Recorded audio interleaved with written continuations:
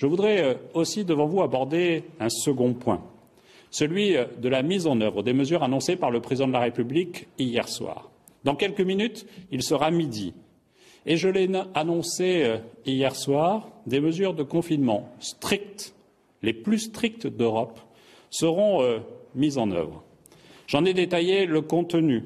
Permettez-moi de préciser à nouveau ces mesures qui doivent absolument être connues de nos concitoyens pour être respectées. Les règles sont simples, mais la règle générale est plus simple encore. Restez chez vous. C'est ainsi que vous pourrez aider à stopper la propagation du virus. C'est ainsi que vous pourrez venir en aide à nos personnels soignants et à notre système de santé. C'est ainsi que vous serez des alliés de notre guerre contre le Covid-19. C'est pourquoi, à partir de midi, et pour une durée de 15 jours qui pourra être prolongée en fonction de l'évolution de la crise sanitaire, tous les déplacements doivent être réduits à leur strict minimum. Je le répète, restez chez vous. Car rester chez soi aujourd'hui et dans les prochains jours, c'est sauver des vies. Bien sûr, quelques exceptions peuvent être tolérées.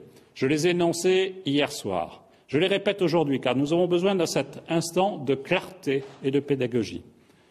Pour les déplacements entre le domicile et le travail, notamment pour les personnes dont les activités ne peuvent être interrompues ni organisées sous forme de télétravail. Pour faire des courses, pour les produits de première nécessité, c'est-à-dire la nourriture ou les produits d'hygiène. Pour des motifs de santé, évidemment.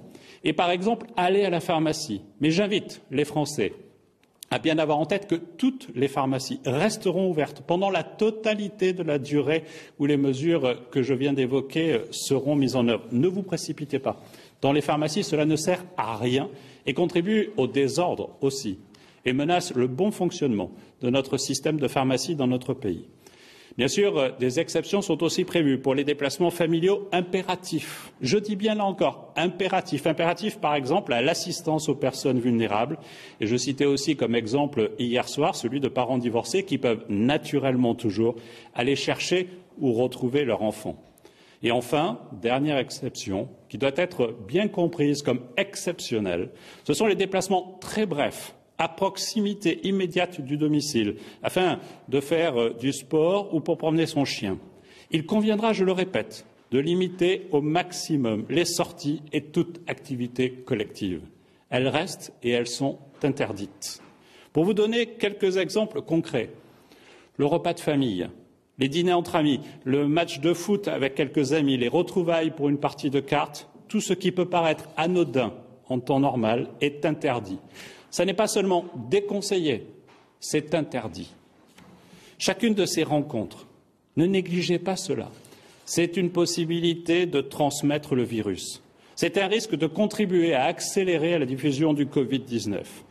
Derrière chaque poignée de main, chaque bise, chaque rencontre en groupe, ce sont des victimes de plus, ce sont des morts de plus.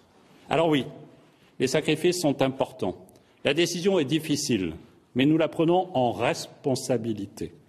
Il est question de vie et de mort. Il n'y a pas, au fond, de difficulté à comprendre cette règle.